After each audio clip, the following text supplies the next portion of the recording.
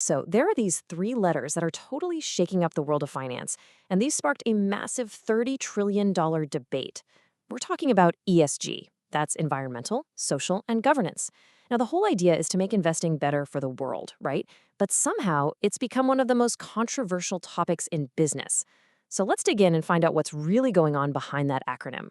First off, let's just try to wrap our heads around the scale here. This isn't some small niche thing. By 2023, we're talking about over $30 trillion being managed under ESG principles. To put that in perspective, that is more than the entire US economy. Yeah, what started out as a UN initiative has ballooned into a global force that can literally move markets. And this slide, well, it really nails the central conflict. On one side, you've got this really noble goal. Let's use the power of our money to build a better, more sustainable world. But on the other side, the reality is just a huge, messy controversy.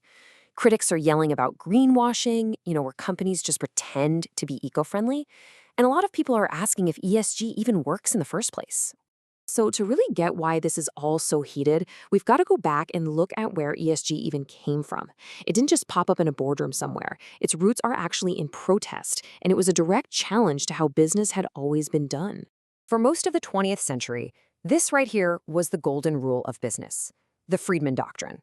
The basic idea, pushed by economist Milton Friedman, was super simple. A company has one and only one job: make as much money as possible for its shareholders. Social problems, environmental damage, according to this view, all of that was just a distraction. And that is the mindset ESG was created to fight against. You can kind of see the whole story unfold on this timeline. The idea really started getting steam back in the 70s with the anti-apartheid movement, when people started using their investments as a form of protest. Fast forward to 1998, and you get this concept of a triple bottom line: people, planet, and profit. Then in 2004, the UN makes it official and coins the term ESG. But look at that last entry. The debate is clearly not over. Just last year, a huge investment firm, Vanguard, publicly quit a climate group, basically saying there's no proof ESG helps your wallet. Okay, so how do people actually measure all of this stuff? When you hear that a company has a good ESG score, what are they even looking at?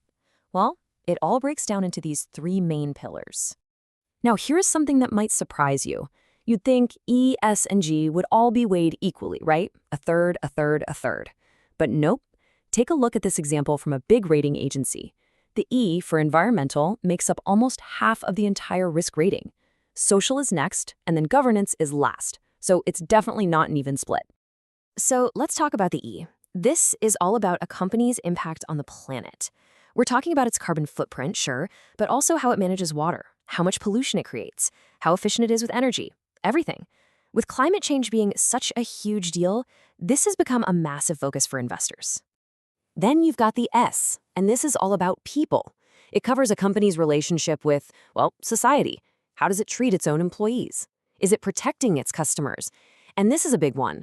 Does it respect human rights all the way down its supply chain, even in other countries? And finally, G is for governance. This might sound a little boring, but it's super important. It's about how the company is actually run. Is the board diverse? Are the executives getting paid a reasonable amount? Are there strong rules against things like bribery? Basically, it's about whether you can trust the company to run a tight, honest ship. Okay, so we've got the principles, we've got the metrics. It all sounds pretty good on paper. But that leads us back to the multi-trillion-dollar question. Does any of this actually work? And this, my friends, is where we get into the great debate. On one side of the ring, you've got major studies, like this one from a European regulator. Their research found that, ESG funds actually tend to perform better and cost less over time. The argument here is pretty straightforward. Companies that are well-run and sustainable are just better, safer investments in the long run. But then, an industry heavyweight like Vanguard, one of the biggest investment firms on the planet, comes out and says the exact opposite. They say their research shows no real financial advantage to ESG investing. I mean, this isn't just a small disagreement. It's a fundamental split right down the middle of the financial world. So, how can both of these things be true at the same time? It feels like something's not adding up, right?